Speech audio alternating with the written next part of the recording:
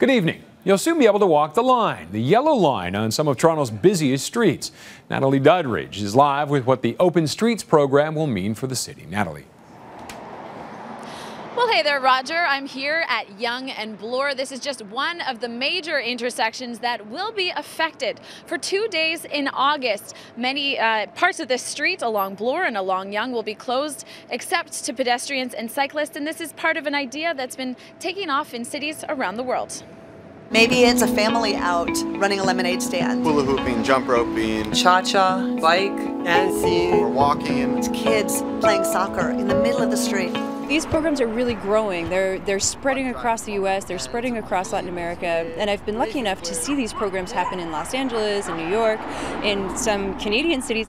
It's an idea that's been floated in Toronto for years, and now dates for an Open Streets festival are set. Have you heard of Open Streets, T.O.? Yes, they're going to close this entire street, aren't they? 2 Sundays in August, the 27th and 31st, parts of Bloor and Yonge will be closed to cars and become paved parts for people from 8 to noon.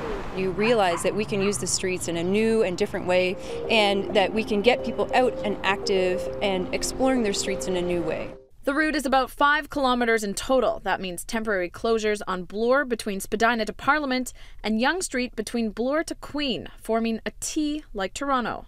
That's pretty cool. I think that's a pretty cool idea. I would take part in it as a pedestrian, not as a driver. Toronto's always under construction, so it's just going to cause it even more. So, I mean, it's a cool idea. Practical, probably not.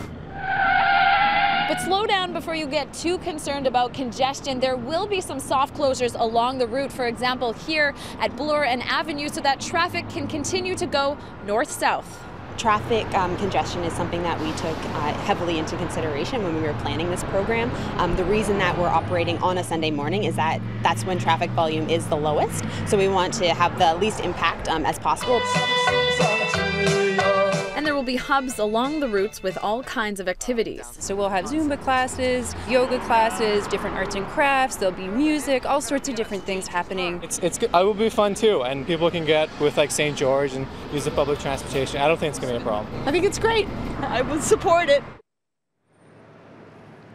Now, Open Streets is encouraging other businesses along the route to get involved, and I spoke to some local organizers who say some cities who have done this before have actually seen a big boost in sales, even though vehicles have been reduced. I'm live here at Yonge and Bloor. I'll throw it back to you in the newsroom.